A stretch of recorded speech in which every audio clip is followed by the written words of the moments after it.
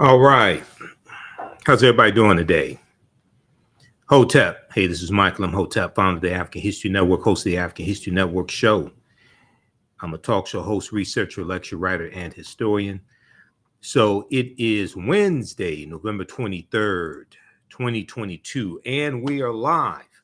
All right, I wanted to come on and talk for a short period of time. I wanted to give an overview of a preview of the online class that I teach on Wednesdays, Ancient Kemet, the Moors, and the Ma'afa, Understanding the Transatlantic Slave Trade, what they didn't teach you in school.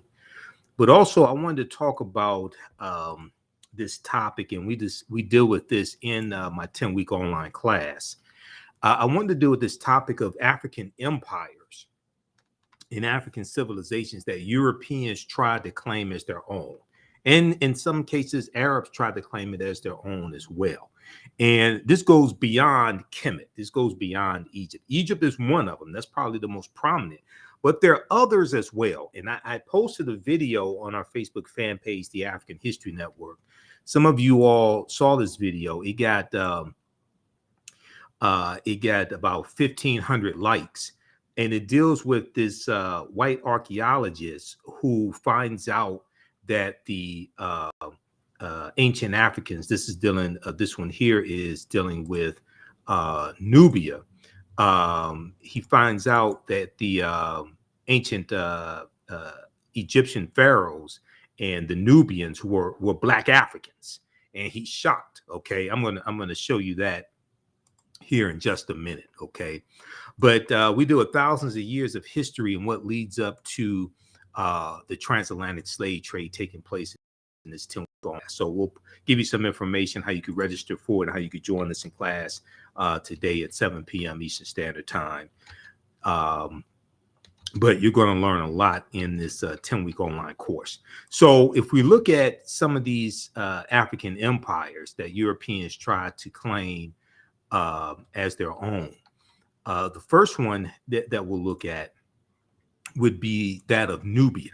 Okay, the first one would be Nubia, and or Tahesi or Taseti. Okay, and Nubia exists from about 4,500 BCE, before the Common Era, to 500 AD. Okay, and somebody E. Verdi says South Sudan like the Egyptian. Yeah, so you're looking at the lower portion of Kemet or Egypt and the upper portion of the Sudan. This is the area that was Nubia. Okay, you're going to have a larger region that's going to be Kush. That's basically a region as opposed to a country. Okay, so let's look at this here, and I'll post. We have information here in the thread of the broadcast to register for the class. Also, visit our website, TheAFricanHistoryNetwork.com, TheAfricanHistoryNetwork.com, and you can register for the class right now. Okay, and I'll post the information here on the thread of the broadcast as well. The class is on sale $60, regularly $130. It's on sale for a limited time only. Okay, so ancient Nubia or Taseti, also known as Kush, was a region along the Nile River located in northern Sudan and southern Egypt. Located in northern Sudan and southern Egypt, or Kemet. It was home to some of Africa's earliest kingdoms, known for rich deposits of gold. Nubia was a major trading port for luxury goods that came from sub-Saharan Africa, such as incense, ivory, and ebony. Now, the first monarchy of recorded history was established in Nubia. The Nubians were also known for their exceptional archery skills. Okay, their exceptional archery skills that provided the military strength for their rulers. Okay, so one of the names of Nubia is also land of the bow. Okay, land of the bow. This is what Taseti means, land of the bow. You'll also hear referred to as Ta-Nehisi as well. The southern portion is Ta-Nehisi, if I remember correctly, Ta-Nehisi. Now, kings of Nubia ultimately conquered and ruled Egypt for about 100 years, for about 1 century. Monuments still stand in modern Kemet, or modern Egypt and Sudan, at the sites where Nubian rulers built cities, temples, and royal pyramids. Now, in the 1800s, the Western world's interest in Nubia was awakened by the discovery of the ancient empire's monuments, which were reported almost simultaneously by individual British, French, and American explorers. Many of them found it difficult to credit indigenous Africans for building such a civilization. Now, this is the same thing that we found with ancient Kemet, ancient Egypt. Europeans found it hard to ascribe the pyramids and the temples to indigenous Black African people. All right. And one of the theories, and if you read Nile Valley Contributions to Civilization by Tony Browder, one of the we use in the 10-week online class. I'm around, we're going to do like 11 to 12 weeks because some sessions I had to cut short because of my work schedule. One of the theories was from these European archaeologists and scientists, things like this. One of the theories was that the ancient Egyptians were brown-skinned Caucasians. This is one of the theories that they had, over the years. They said that they were brown-skinned Caucasians. They tried to classify them as anything but being Black African, but being Negro. Okay, they said no. They maybe they're Semites, maybe they're descended from these people, maybe they're brown-skinned Caucasians, anything but Black Africans.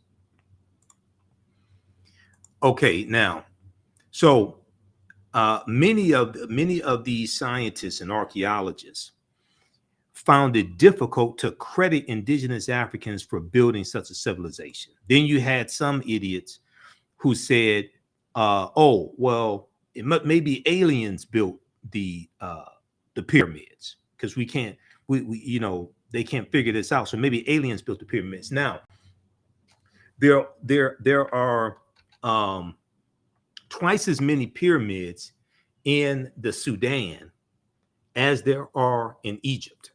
There are twice as many pyramids in the Sudan as there are in Egypt. Okay.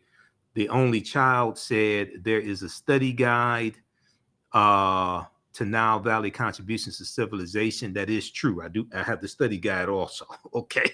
Browder's a friend of mine. I've interviewed him a number of times on the African History Network show. And this would be the study guide for Nile Valley Contributions to Civilization. I have that as well. Okay.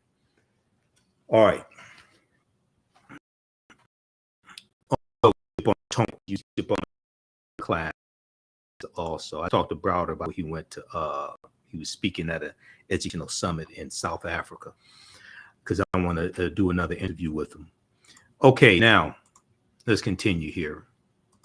Okay, so I showed this video. I shared this video on our Facebook fan page, The African History Network, a couple of days ago, and people have been watching it. They've been going crazy over it. It's gotten over 1,500 likes, and I see other people have been sharing our video, and other Facebook platforms have been sharing the video as well. Okay, so remember, we were one of the first ones to share it. But in this video here, you have this European scientist, all right, and he's disappointed when he finds out that ancient Egyptian pharaohs were Black Africans. He's disappointed.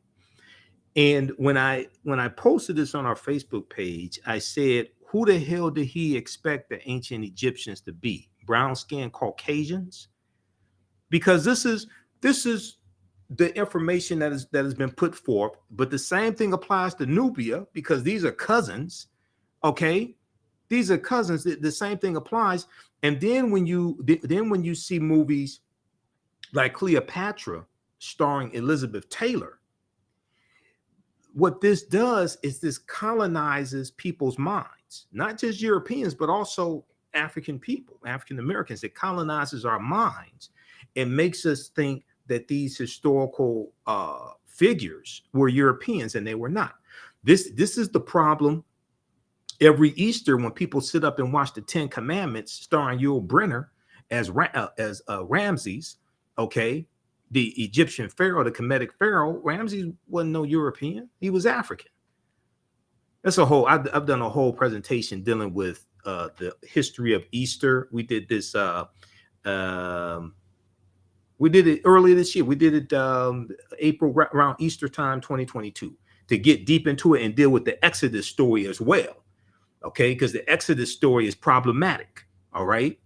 So you trying to tell me, I'm gonna show this video in just a second, but hold on.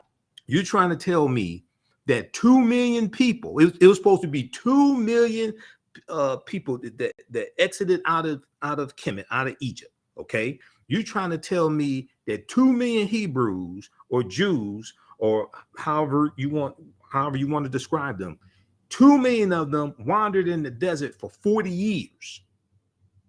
You're trying to tell me 2 million of them wandered in the desert for 40 years. Where did they get water from for 2 million people for 40 years in the desert? What did they eat in the desert? 2 million people for 40 years. Now, I can hear some people right now complaining and things like this. So let me show you. I want to show you this source for you to go research this yourself. Documentation ends all conversation. You don't have to word I say. Go research this yourself. Okay. Now, this article here, and this was part of my research and part of the presentation I did earlier in the year when we dealt with Easter and the Exodus and all that history. Okay. This is from history.com, which is the official website of the History Channel. This is an article called Passover. Okay. So article called Passover. Go read this entire article. All right. And it goes through and deals with the biblical story of Easter and the Israelites' departure from ancient Egypt and all this that's in the Bible, that's in the Helios Biblos, the Sun book. Helios is in reference to sun, S-U-N, the Helios Biblos. So it goes through and talks about the Passover story, which is really a story about killing African male children. Okay. It was supposed to be all the African male children under 2 years old. These weren't Europeans they were killing. These weren't European children they were killing. Who were they killing? African children. Okay. So it goes through and talks about the 10 plagues and all of that we read, that we learned about in Sunday school. For me, it was catechism class because I grew up Catholic. So we went to catechism school on Saturday as opposed to Sunday school on Sunday. Okay. Then it talks about according to the Bible and things like this. Then it gets to a portion.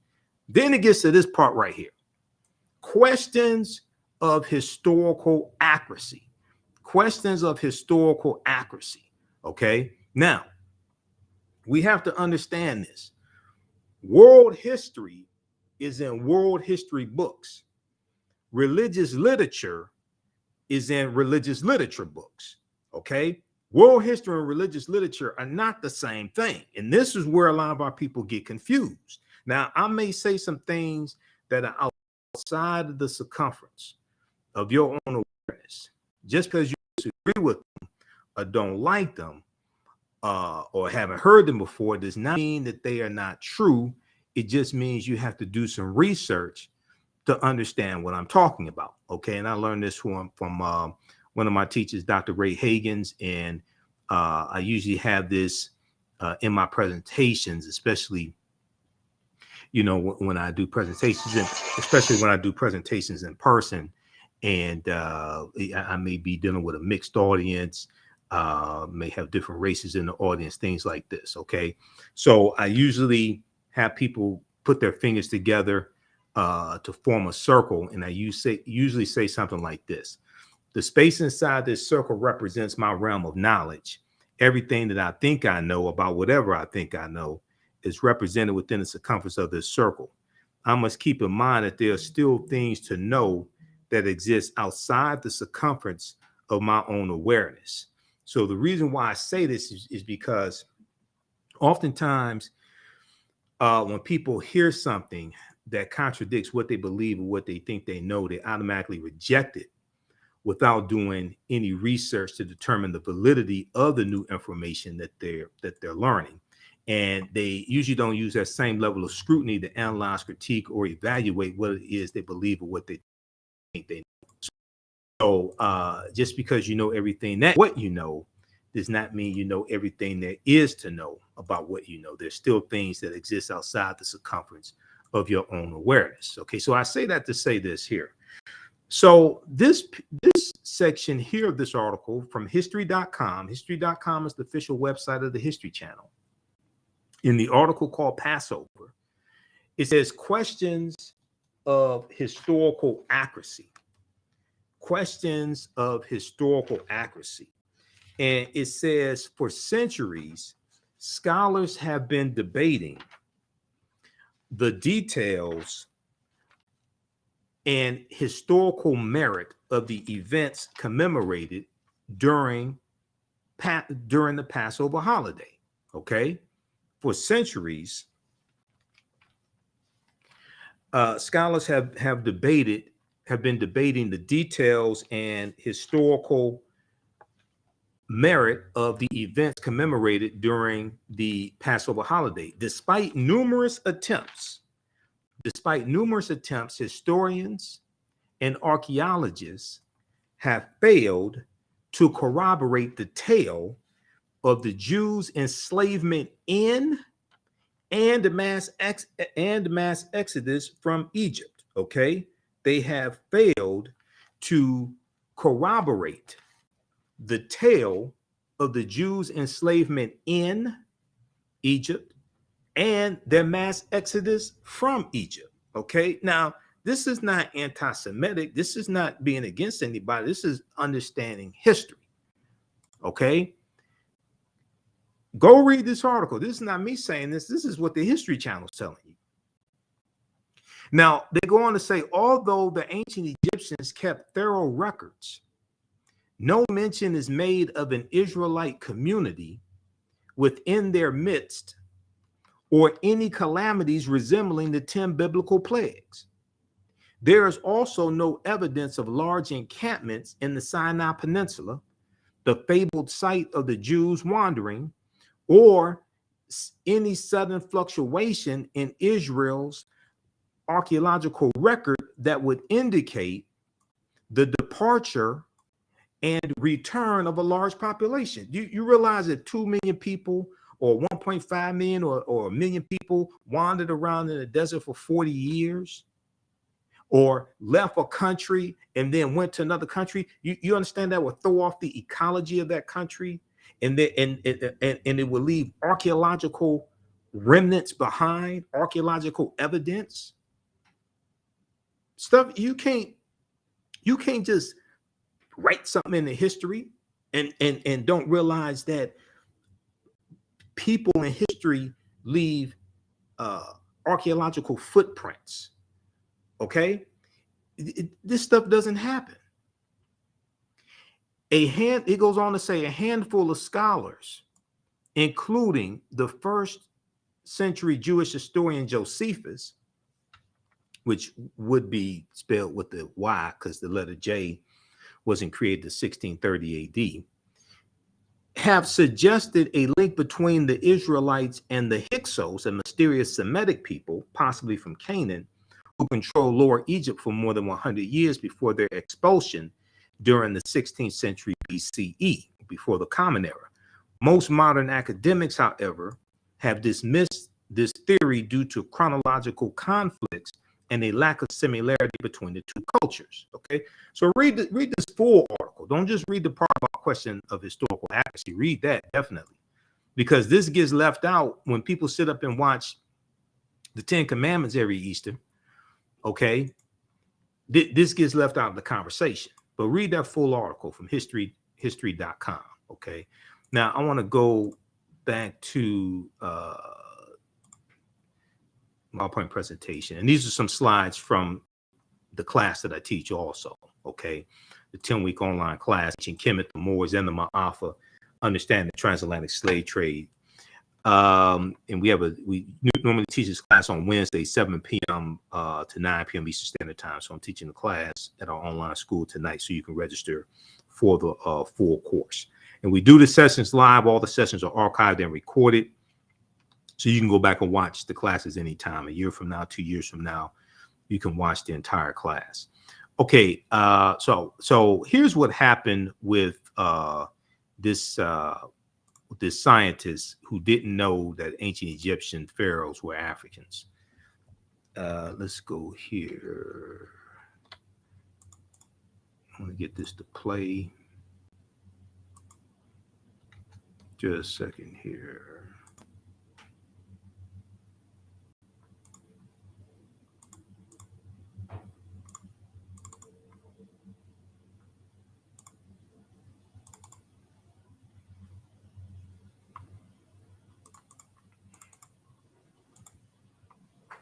Okay, let's see. Why isn't this? Hold on. I may have to go to the video on my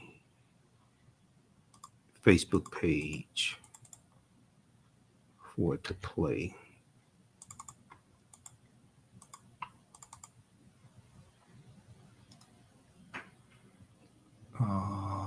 There is a... Okay, let's do it this way.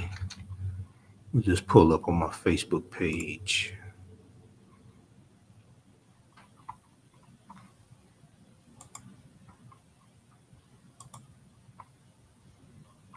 Hold on.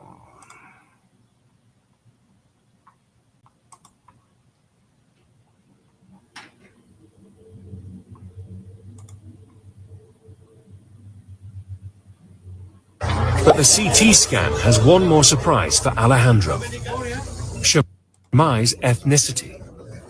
Well, okay, here, let's play it. Let's play it off of Facebook. they have just told me that Shemai had a Nubian. Let me see. Let's back this up.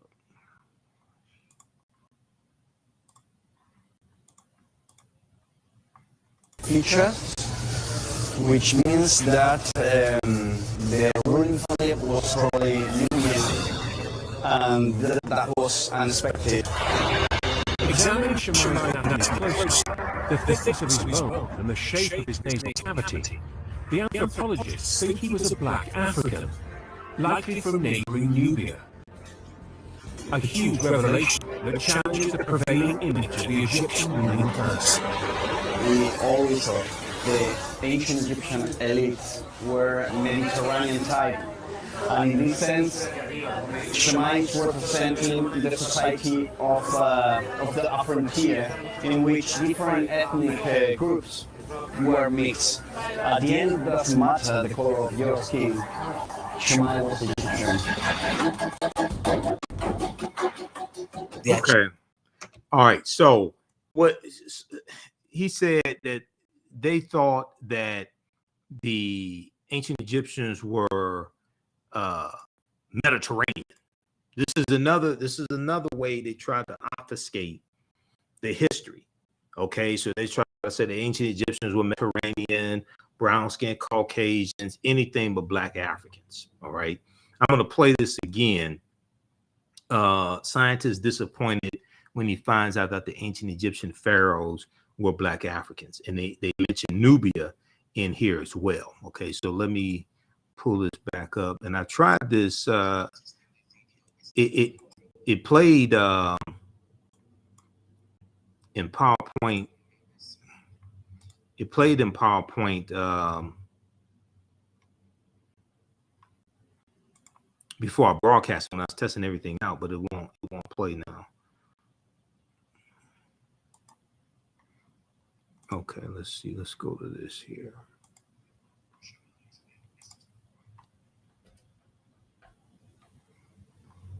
All right, let's try to play this. I hate these videos and well, they have just told.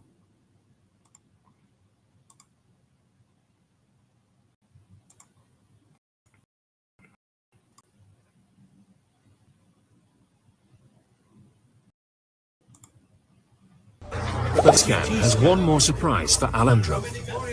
Shammai's ethnicity.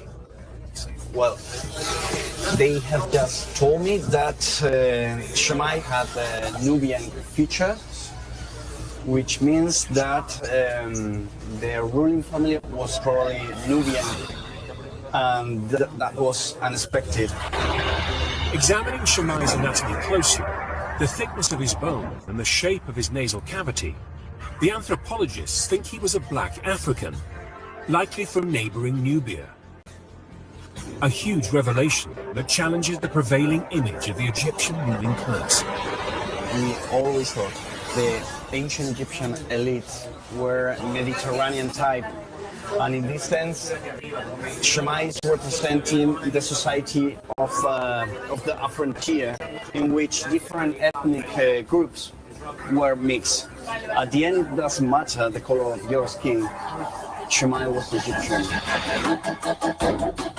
All right. So he says he has to admit Shammai was Egyptian. He said it doesn't matter the color of your skin, blah blah blah. Okay. He said they thought the Egyptian elite were Mediterranean type. Just more nonsense. Okay, so he got a real wake up call with that scientific discovery. Now, during the 1840s, German Egyptologist Carl Richard Lepsius, who lived from 1810 to 1884, asserted confidently that the Greek term Ethiopian, when referring to the ancient civilized people of Kush, did not apply to Negroes. He said it did not apply to Negroes, but was used to describe reddish-skinned people closely related to the Egyptians who, quote, belong to the Caucasian race, end quote. Okay, so they're trying to ascribe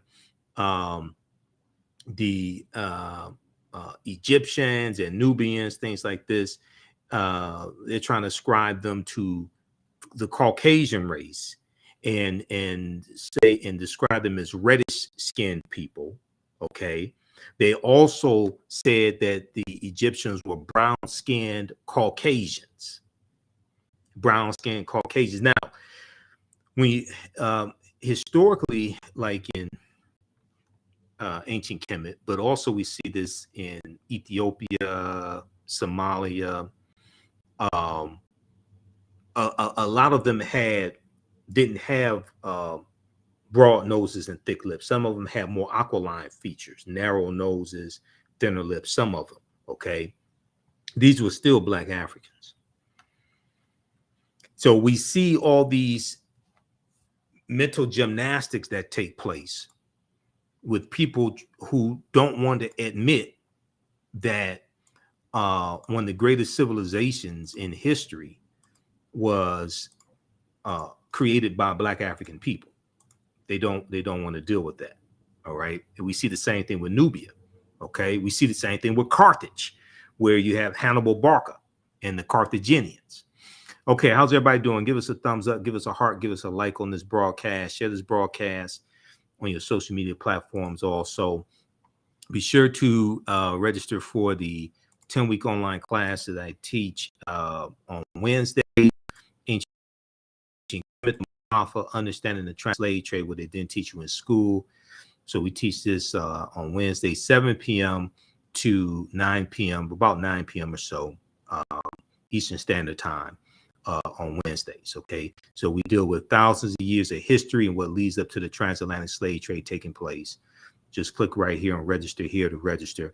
Classes on sale $60, regularly $130. So and this is one of the topics that we deal with in the class. African empires that Europeans try to claim as their own. Now on Tuesdays, I teach from the Civil War to the Civil Rights Movement and Black Power, 1865 to 1968. We had a great class yesterday. We're going to do part 2 of that coming up in the next few days. This class is on sale $60 as well. We start in the 1800 with the 1800 census, and then we look at the Louisiana Purchase of 1803 and the Haitian Revolution, because those two events are related. And we go throughout history chronologically and see what leads up to the Civil War, Reconstruction, Jim Crow era, Great Migration, World War I, World War II, Civil Rights Movement, Black Power movement. We also have a bundle pack here of both classes. You can get both classes right now for a very limited time, only for $100 as over $300 value, because there's bonus content that you get. So click here, register here for that. And if you've taken any of my online classes in the past, you can email me through the website. Click on Contact the African History Network. Email me, and you'll get a 50% discount. Or email us at AHNshow@TheAfricanHistoryNetwork.com. AHNshow@TheAfricanHistoryNetwork.com. And I just posted the link here to register for the classes.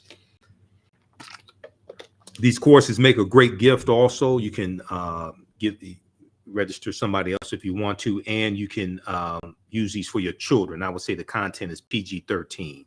You can use these for your children as well. Okay, let's continue here. So during the 1840s, German Egyptologist Carl Richard Lepsius asserted confidently that the Greek term Ethiopian, when referring to the ancient civilized people of Kush, did not apply to Negroes, but was used to describe reddish-skinned people closely related to the Egyptians who belonged to the Caucasian race. All right, let's continue. Now, Nubia was, in recorded history, is the first recorded monarch, okay, or monarchy. Now, ancient Egypt is the first major civilization in Africa for which records are abundant. It was not, however, Africa's first kingdom. And we know that Nubia is the mother of Kemet. Ta-Seti is the mother of ancient Kemet. The grandmother of Kemet would be Abyssinia or Ethiopia, okay, because civilization flows up the Nile River. So the grandmother is Abyssinia or Ethiopia. Nubia is the mother, and then you have ancient Kemet. So there was an article from the New York Times from March 1st, 1979. March 1st, 1979, and I read the article today. I've seen excerpts of the article previously, but I read the article in its entirety today. A March 1st, 1979 article from the New York Times. It was a front page article written by journalist Boyce Rensberger, Rensberger, Rensberger, reported, quote, evidence of the oldest recognizable monarchy in human history, preceding the rise of the earliest Egyptian kings by several generations, has been discovered in artifacts from ancient Nubia. Has been discovered in artifacts from ancient Nubia, or Ta-Seti. The artifacts, including hundreds of fragments of pottery, jewelry, stone vessels, and ceremonial objects, such as incense burners, were initially recovered from the Qustul, Qustul cemetery by Keith C. Seale, Seele, a professor at the University of Chicago. Now, when we look at the definition of a monarchy, so we'll consult Encyclopedia Britannica for this, Britannica.com. A monarchy is a political system based upon the undivided sovereignty or rule of a single person, the undivided sovereignty or rule of a single person. The term applies to states in which supreme authority is vested in the monarch, an individual ruler who functions as the head of state and who achieves his or her position through heredity. They inherit it. They inherit it. Okay. Most monarchies allow only male succession, usually from father to son. Okay, but in Nubia, we saw a number of African queens. in Nubia also. All right. Okay, let's continue. Also, if you like this type of information, you can support the African History Network. $ the AHN show through Cash App, $ the AHN show through Cash App, also through PayPal, paypal.me/the AHN show. That helps us keep doing the research, stay on the air, keep broadcasting. We have the information on the homepage of our website as well. If we look some more at this article that was cited from March 1st, 1979, it's a pretty interesting article. There have been advances made. There have been more archaeological discoveries that have come out since then. But it's interesting what they were saying in 1979. And I was 8 years old in 1979, by the way, as well. Ancient Nubian artifacts yield evidence of earliest monarchy. This is from the New York Times, March 1st, 1979. Evidence of the oldest recognizable monarchy in human history, preceding the rise of the earliest Egyptian kings by several generations, has been discovered in artifacts from ancient Nubia in Africa. Until now, it had been assumed that at that time, the ancient Nubian culture, which existed in what is now southern Sudan and southern Egypt, had not advanced beyond a collection of scattered tribal clans and chiefdoms. The existence of rule by kings indicates a more advanced form of political organization in which many chiefdoms are united under a more powerful and wealthier ruler. The discovery is expected to stimulate a new appraisal of the origins of civilization in Africa, raising the question of to what extent later Egyptian culture may have derived its advanced political structure from the Nubians. The various symbols of Nubian royalty that have been found are the same as those associated in later times with Egyptian kings or Egyptian pharaohs or the Nasubitis. The discovery is expected to stimulate a new appraisal of the origins of African civilization and raising questions of two. Okay, that's duplicative. The new finding suggests that ancient Nubians may have reached this stage of political development as long ago as 3300 BCE, before the Common Era, or BC, several generations before the earliest documented Egyptian king or pharaoh or Nasubiti. Now, the discovery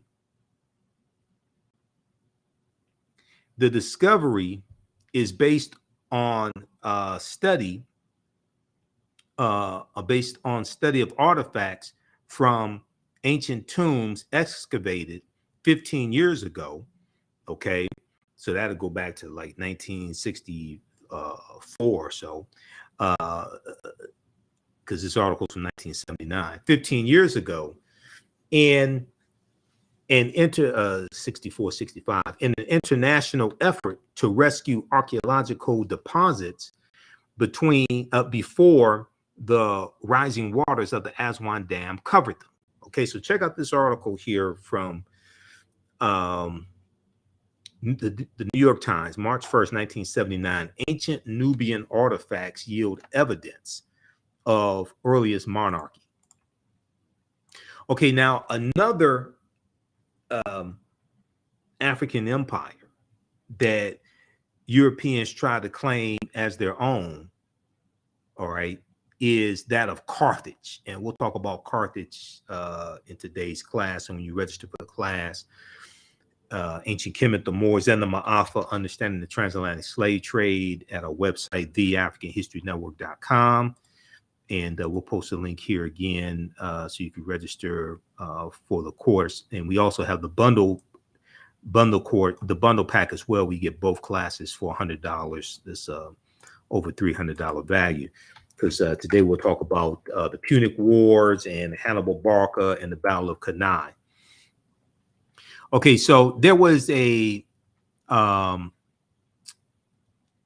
the History Channel, they had a series called Barbarians Rising. Barbarians Rising. This was back in 2015, and Nicholas Pinnock portrayed Hannibal Barca. Okay, and he did an excellent job portraying Hannibal Barca. History Channel's newest documentary series, Barbarians Rising, tackles the fall of Rome over the course of 700 years of invasions. However, the most recent episode that aired Monday depicts Hannibal of Carthage as a black man, which he was, and many white history buffs are crying foul over what they say is historical inaccuracy. In the series, Hannibal is portrayed by Black British actor Nicholas Pinnock. He did a fantastic job of it. I've posted this picture on our fan page, the African History Network, before also. Okay, so the famous Carthaginian Hannibal Barca was a thorn in the Roman Empire's side. He became a general at the age of 26 and managed to unite barbarian tribes to stop Rome's imperial rise. The military genius was famous for climbing the Alps with war elephants whose sole purpose was to stomp the Roman Empire. Hannibal Barca ultimately wanted to invade Rome, but he failed to do so. Now, there have been debates over the race of Hannibal. This debate still continues till this day. It's not much of a debate, okay? The Carthaginians are descendants of the Phoenicians. Phoenicians are descendants of a larger group called the Garamantes. These are all African. These are Black African people. These are not Arabs. These are Black African people. Check out this article from AtlantaBlackStar.com from June 7th, 2016. It was 2016 that the series came out, Barbarians Rising. History Channel portrays Hannibal as Black. White people cry foul over historical revisionism. Okay. And Carthage, which exists from 813 BCE to 146 BCE, because Rome destroys Carthage. Okay. This is another African empire that Europeans try to claim as their own as well. Okay.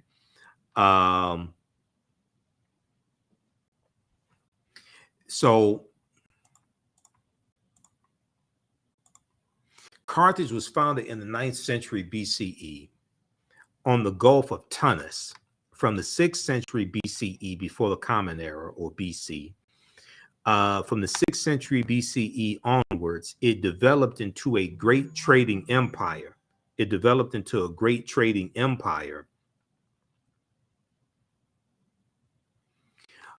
Covering much of the Mediterranean, and was home to a brilliant civilization.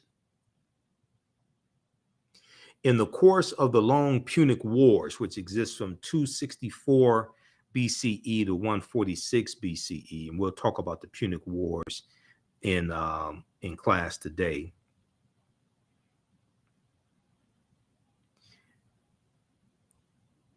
In the course of the long Punic Wars, Carthage occupied some of Rome's territories before finally being destroyed by its rival Rome in 146 BCE. Now, in his book, World's Great Men of Color, Volume 1, Joel Augustus Rogers, better known as J.A. Rogers, asserts that the Carthaginians were descendants of the Phoenicians, a Negroid people, and that, in fact, until the rise of the doctrine of white superiority, Hannibal Barca was traditionally known as a Black man. So when we see a rise in the European phenotype, and Europeans are coming out of the Dark Ages, going from the 1300s into the 1400s AD, Common Era. As they start to conquer people's lands and enslave people, extract the mineral wealth out of their land, Europe is starting to rebuild itself. Europe had lost 1/4 to 1/3 of their population to the Black Death, the bubonic plague that hits in spurts from 1347 to 1400. So as you have a rise in European powers, Spain and Portugal and France and Germany, England, things like this, as you have a rise in European powers, you have a rise in the dominance of European phenotypes. So Europeans start to reinterpret images that were traditionally African. They start to reinterpret those as European. They reinterpret the Black Madonna and Child as being European. Okay. And the Black Madonna and Child was worshipped all throughout Europe. And we know that comes from Ausar, Auset, and Heru, okay, who the Greeks called Osiris, Isis, and Horus. We see Michelangelo paint the Sistine Chapel, and he uses his aunt and uncle as the image of Adam and Eve, and he paints God as being white. We see Hercules was traditionally Black, traditionally African. He gets reinterpreted as being a European. We see Zeus. Zeus, in Greek mythology, Zeus is said to be the king of the gods, but they say Zeus comes from Ethiopia. Okay, he gets reinterpreted as a European. So we're going to see this take place when Europe comes out of the Dark Ages. All right, now,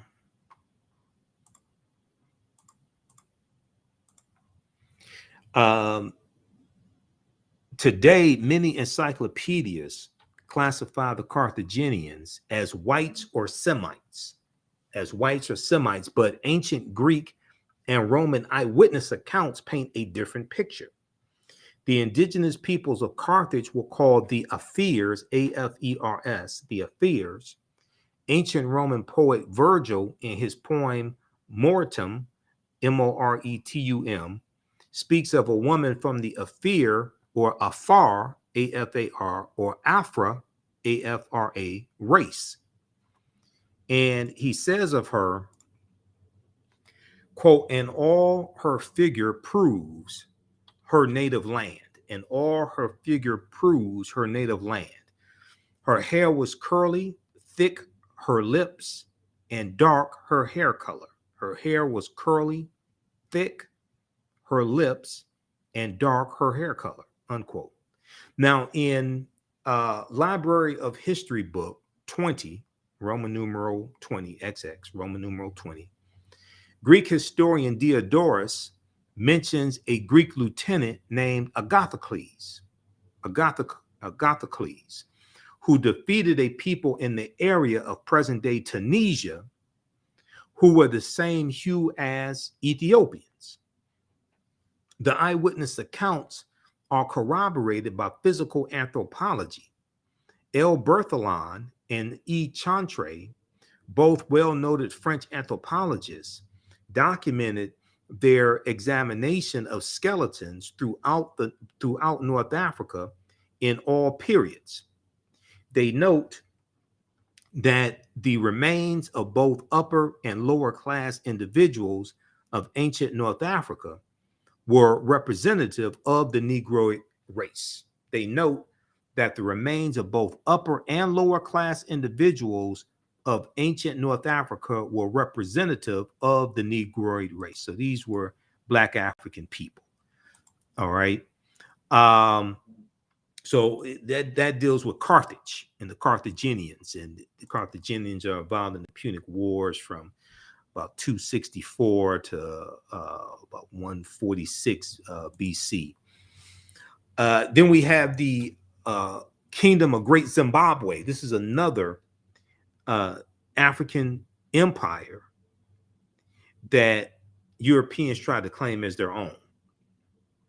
Now, the Kingdom of Great Zimbabwe existed from about 1220 Common Era CE or AD to 1450 Common Era. Okay. And how's everybody doing? Give us a thumbs up, give us a heart, give us a like on this broadcast. How you like this type of information? Okay. Who still needs to register for our 10-week online class that I teach on Wednesdays? Ancient Kemet, the Moors, and the Ma'afa, understanding the transatlantic slave trade, what they didn't teach you in school. And what we're going to do is also we're going to have a new session of this class start up on Monday, November 29th, 7 p.m. to 9 p.m. Eastern Standard Time. Also, Monday, November 28th, we're going to have a new session of this class start up Monday, November 28th. And so we're going to enroll you. That's coming to an end of 2 or 3 weeks, and we'll enroll you in the new class for one price, for one cost, one admission, one registration cost. So you don't have to worry about paying for both classes. Okay. We'll post a link again here. You can register for the classes right now, and you can join us in class today, because we normally teach these 7 p.m. to 9 p.m. Eastern Standard Time on Wednesday. So we'll post a link here, and it's in the thread of the broadcast as well, in the description here of the broadcast. Okay, let's continue. We'll be here for a few more minutes. The civilization of Great Zimbabwe was one of the most significant civilizations during the medieval period. Great Zimbabwe is extraordinary because of the magnificent scale of its structures. Its most striking edifice, referred to as the Great Enclosure. The Great Enclosure has walls as high as 36 feet, extending approximately 820 feet. Walls as high as 36 feet, 36 feet. Walls as high as 36 feet, extending approximately 820 feet. Okay.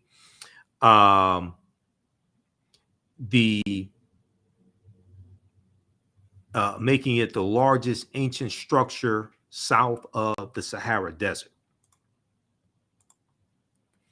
Now, in the 1800s, European explorers, imperialists, and colonizers were stunned by Great Zimbabwe's grandeur and cunning workmanship. So they attributed the architecture to Portuguese travelers, Arabs, Chinese, Persians, or even biblical characters,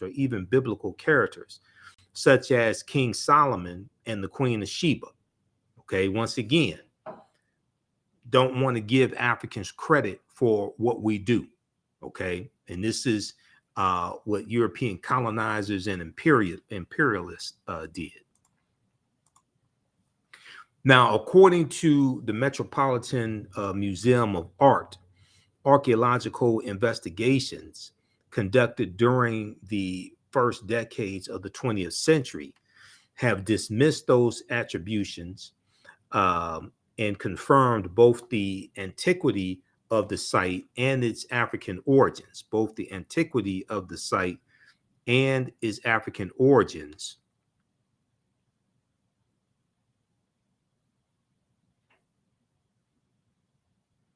The antiquity of the site and its African origins. It was built by the ancestors of the indigenous Shona people, okay, who are in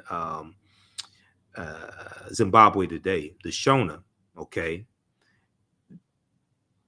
It was built by the ancestors of the indigenous Shona people in the 11th century, long before the first Europeans ever set foot in Zimbabwe. Okay, now, the last African empire that we'll look at is Namibia. Namibia, not Namibia, okay, but Namibia, okay, which existed from 202 BCE to 46 BCE, before the Common Era. Now, Namibia was another great Black Berber Libyan nation in northern Algeria, Namibia. during the time of the Romans and the Carthaginians. Now, this is during the time of the Punic Wars. And we're going to see Numidia side with the Romans against the Carthaginians. Now, it began as a sovereign state and later alternated status between Roman province and Roman client state.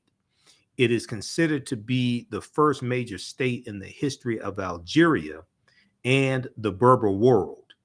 Now, Numidia has also been classified by European and Arab historians as a Caucasian or Semitic built civilization. European and Arab historians tried to claim Numidia as their own, saying it was a Caucasian or Semitic built civilization.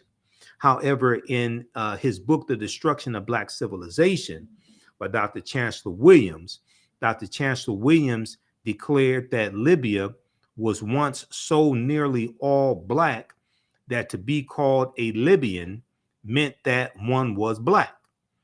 Okay? At one point, Libya was so Black that to be called a Libyan meant that one was Black. The Greek historian Herodotus, writing about Libya in his book Histories, book 4, stated, quote, "One thing I can add about this country, so far as one knows, it is inhabited by 4 races and 4 only, of which 2 of these races are indigenous. 2 are indigenous and 2 are not indigenous. The indigenous peoples are the Libyans and Ethiopians. The former referring to the Libyans, occupying the northerly, and the latter the more southerly parts. The immigrants are the Phoenicians and the Greeks. The immigrants are the Phoenicians and the Greeks.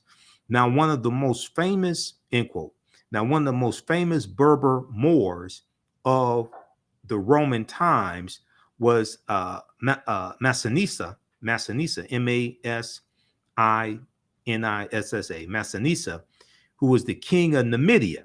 He lives from 238 BCE to 148 BCE.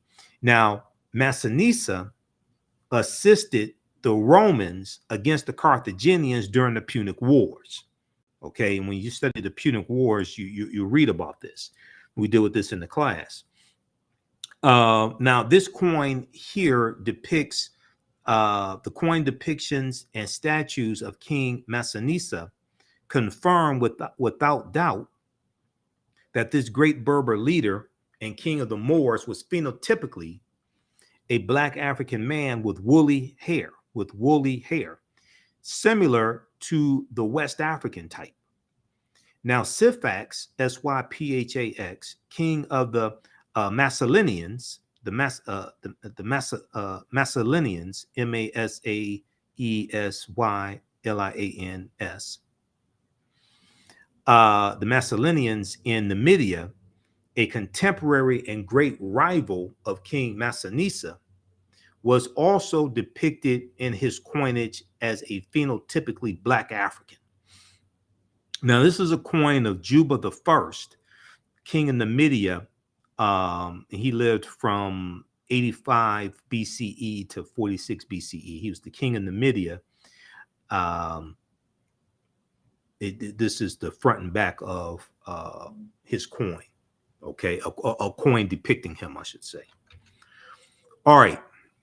So this is just a sample of some of the type of information we deal with in the 10-week online class that I teach, Ancient Kemet, the Moors, and the Ma'afa, Understanding the Transatlantic Slave Trade, what they didn't teach you in school.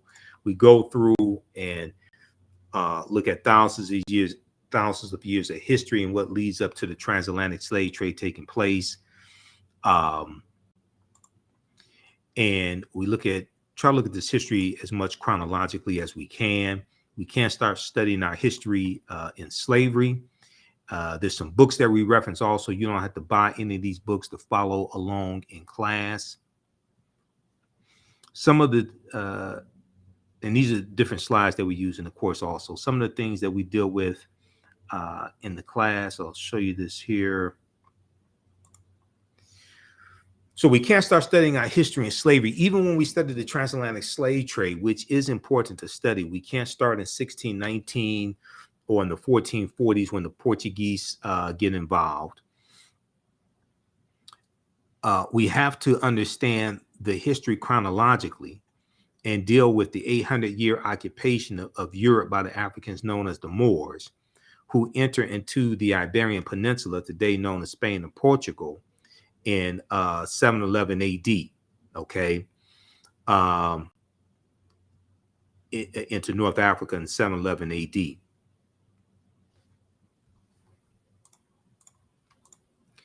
This course not only deals with the transatlantic slave trade, but we deal with thousands of years of history that leads up to the transatlantic slave trade of African people taking place. Now, August 20th, 2019 marked the 400th year anniversary of those 20 and odd Africans on the White Lion pirate ship coming into Virginia, okay?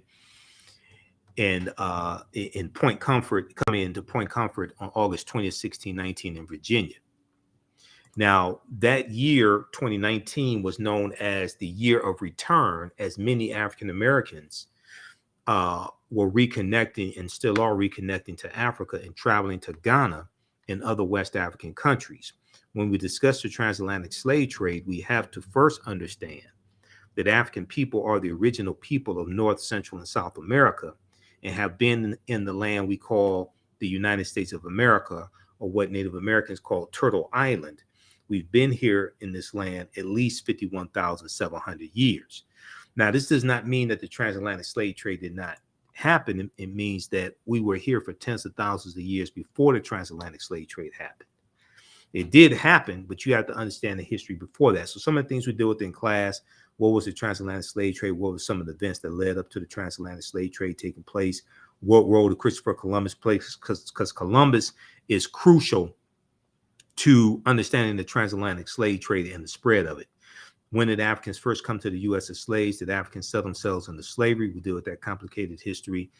We deal with Ausar, Aset, and Heru, who the Greeks called Osiris, Isis, and Horus, links to ancient Kemet, Egypt, and early Christianity, Freemasonry, and the making of America.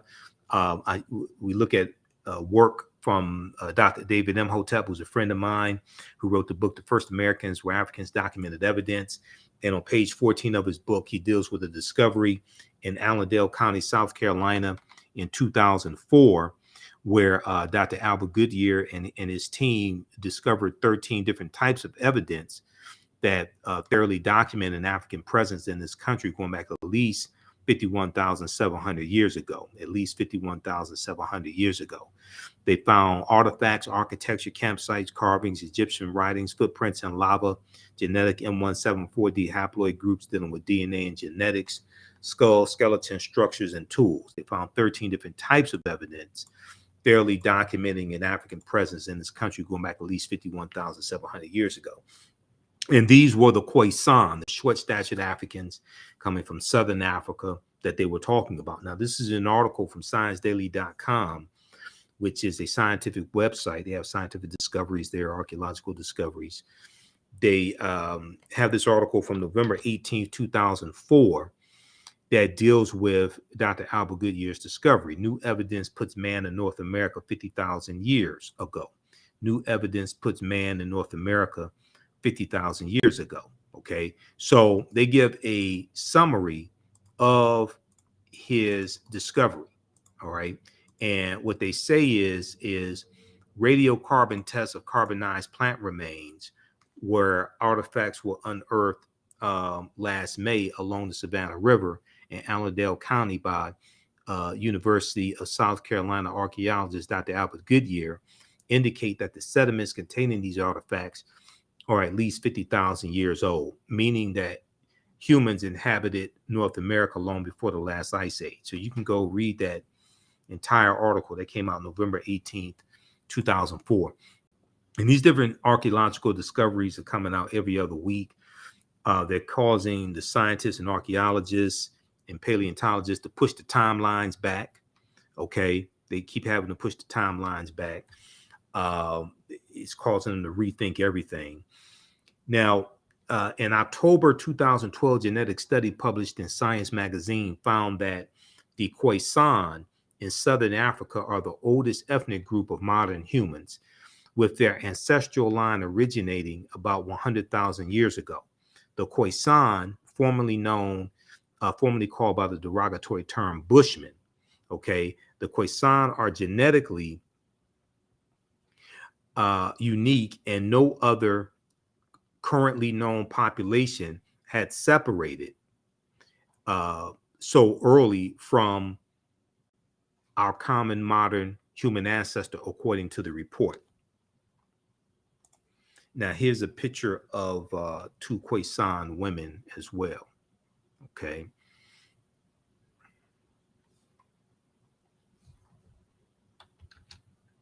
All right.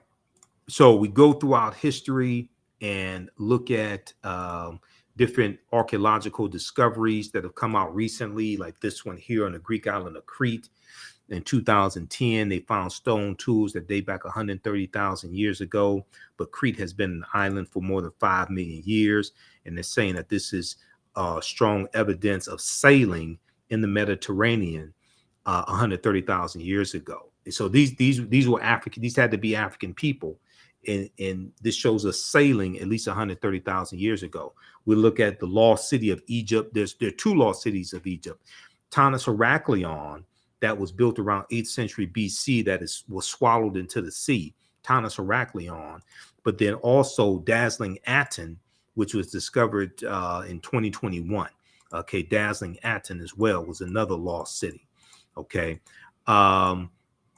We'll look at this one. This was a good discovery here out of Morocco, where they found remains of Homo sapiens that date back 300,000 to 350,000 years ago, and this is over 100,000 years earlier than the remains that they had that came out of Ethiopia, that they said were the oldest remains of modern man, that they dated back 195,000 years ago.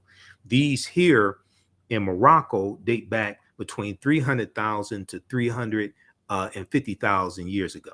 Okay, and it shows we were migrating out of East Africa, the Nile Valley region of East Africa, much earlier than a lot of the archaeologists, etc., had previously thought. Okay, so we go through and we look at different civilizations. We go through and look at this history. We look at the African influence here in the U.S. We see the Washington Monument is an ancient African symbol called a Tekhen. The Greeks call it an obelisk. And we see Tekhens in New York City, London, England. We see them in Paris, France. These are Tekhenw for plural, that were taken from Africa. Ancient Egyptians called obelisks Tekhenw, and they were also used to tell time in the past. Their pinnacles were basically covered in gold to reflect the sunlight.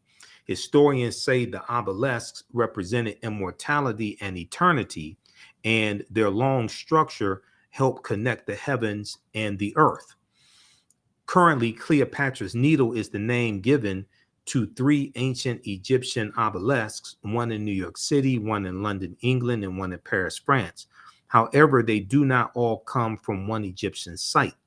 The obelisks in New York and London are carved out of red granite from the quarries of Aswan, a major source of stone for Egyptian antiquities. The 2 obelisks were commissioned by Nesubiti or Pharaoh Thutmose III for the Temple of the Sun in Heliopolis, near modern-day Cairo, with each weighing about 224 tons and 68 feet tall. Check out this article from face-to-faceafrica.com called Cleopatra's Needle, how 3 ancient Egyptian obelisks ended up in New York City, London, England, and Paris, France. Okay. And then we deal with, of course, Ausar, Aset, and Heru, who the Greeks called Osiris, Isis, and Horus.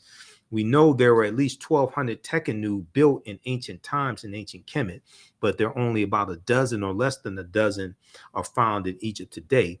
Many of the Tekhenw removed from Egypt are now in Istanbul, Turkey, London, England, Paris, France, Berlin, Germany, New York City, Rome, Italy, Vatican City, and elsewhere throughout the world. The Tekhenw are now called obelisks by their new owners, and few know their origin or that they symbolize the resurrection of the African king Ausar.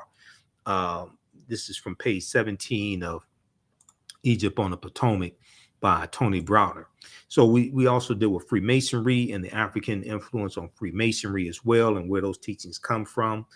They come straight out of ancient Kemet, ancient Egypt. We deal with the Black Madonna and Child. Also, we look at some of the different Neteru, the different deities in ancient Kemet. We look at things like Sinterklaas and Zwarte Piet. In Zwarte Piet, Black Pete was a Moor. So this deals with the history of the Moors in the Netherlands and Holland, but also in Spain as well. Okay. So this is just a brief overview of this 10-week online class. There's over 50 articles that we reference in the class. It's about 100 or so slides, something like that. With the slides, we also do with the film Black Panther. Okay, we talk about that in the class because there's a lot of African influences that we see in the film Black Panther, and the Panther deity Bast comes from the Neter, the deity Bastet, the goddess Bastet out of ancient Kemet. And Bastet was an ancient Egyptian goddess worshipped in the form of a lioness and later a cat. She was a goddess of warfare. In Lower Egypt, Lower Kemet, she was worshipped as early as the Second Dynasty, 2890 BCE. So we deal with that in Black Panther. Then we go through and we look at some of the history of the Moors as well, and who were the Moors, and the Moors going into the Iberian Peninsula, today known as Spain and Portugal, in 711 AD. And they go in 710, led by Tarif, the General Tarif, for the reconnaissance mission, but then go on in 711 AD, led by Tariq ibn Ziyad. And we know where they landed in the Iberian Peninsula. They named the mountain Tariq's Mountain, Jebel Tariq's Mountain, which we call Gibraltar. So when you hear about the Rock of Gibraltar, that is a mountain named after an African man, Tariq ibn Ziyad. Okay, and then we look at what leads to the transatlantic slave trade taking place. We look at the Moors losing control of Spain and their last stronghold, Granada, January 2nd, 1492. We look at Christopher Columbus and how Columbus is crucial to understanding the spread of the transatlantic slave trade. And Columbus never came to the land we call the United States of America. The closest he came here was Cuba, which is 90 miles away. But we're going to see Columbus is responsible for the decimation of 12 million to 25 million people. Right Reverend Bishop Bartholomew de las Casas, who traveled with Columbus on his voyages, some of his voyages, he estimated that Columbus was responsible for the murder of 12 million to 25 million indigenous people. Now, Dr. David M. Hotep, in the book The First Americans Were Africans, Documented Evidence, he talks about how 70% of the people Columbus encountered on his 4 voyages were African people. Okay, so then we go through and we look at and we see what leads to the transatlantic slave trade taking place. Okay, then we go through and analyze the transatlantic slave trade as well. All right, so this is a 10-week online class. We don't give any tests. We don't give any grades. You don't have to worry about that. But you're going to learn a lot in this class. How do you all like this type of information? Give us a thumbs up, give us a heart, give us a like on this broadcast. How you like this type of information? Okay, you can use this with your children also. I would say the content is PG-13. It's not overly graphic. I don't do a lot of cursing or anything like that. The class is on sale $60, regularly $130. We have the information right on the homepage of our website, TheAfricanHistoryNetwork.com. It's also in the description of this broadcast. And we teach classes normally Wednesday, 7 p.m. to 9 p.m. Eastern Standard Time, and Sunday and Tuesday, 7 p.m. to 9 p.m. Eastern Standard Time. So Wednesdays is Ancient Kemet, the Moors, and the Ma'afa, Understanding the Transatlantic Slave Trade. We do the sessions live. Then all the sessions are archived and recorded. You can watch them on demand anytime. So a year from now, 2 years from now, you can go back and watch the entire course. Then Tuesdays, I teach from the Civil War to the Civil Rights Movement and Black Power, 1865 to 1968. And we start the class in the year 1800. And we look at history chronologically, look at that 868 year period of time. Okay. So we have a bundle pack for both classes also. They're greatly discounted. So you can register for that here. We have the bundle pack. So just click on register here. You get both classes for $100. And we have a promotion coming up for Black Friday. It won't include the courses because the courses are already greatly discounted, but it includes my DVD lectures and digital downloads that we have at our website, TheAfricanHistoryNetwork.com. So look out for that as well. Okay, if you want to support the African History Network, also $ the AHN Show through Cash App, $ the AHN Show through Cash App, or through PayPal, paypal.me/the AHN Show. You can click on the links here, and it takes you to our QR code. This helps us keep doing the research, stay on the air, keep broadcasting, pay some of the bills, broadcast the our Sunday night show, the African History Network show on Sundays that I've been doing for 12 years, 6 years on 9:10 a.m. the Superstation WFDF here in Detroit. Okay, so you can support us that way as well. Saturday, I will be at Pace Academy in Pace Academy in Southfield, Michigan. I'll be there for the pop-up shop that Zeta Phi Beta Sorority Incorporated is doing. My sisters at Zeta Phi Beta Sorority Incorporated. I'll be a vendor there. So it's taking place 12 noon to 6 p.m. We're going to put that on our homepage of our website, The African History Network. It's taking place 12 noon to 6 p.m. And I also posted it on my personal page. I need to post it on the African History Network fan page. Let me pull this up here. Where is this? Just a second. Let me pull this up here. Okay, this is taking place. This is for Small Business Saturday, Black Friday, and Small Business Saturday. It is taking place Saturday, November 26th.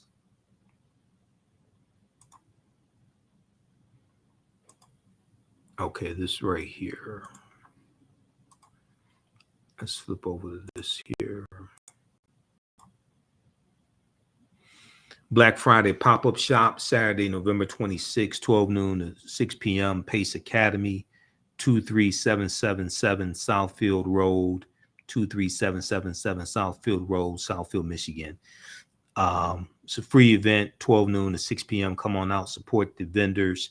We'll have a vendor booth there also for the African History Network. So I'll have my DVD lectures, digital downloads, and also we have lectures now available on flash drive as well. So we put the lectures on a flash drive and you just load it onto your computer. So because a lot of people don't have DVD players today. So we have our lectures in DVD in digital download format and on flash drive also. Okay. All right. Look, we have to get out of here. Remember, the African History Network, we focus on educating, empowering, and inspiring people of African descent throughout the diaspora and around the world, because right now it's corrects wrong behavior. It's not over till we win Wakanda forever. And register for the class, and we'll see you in class.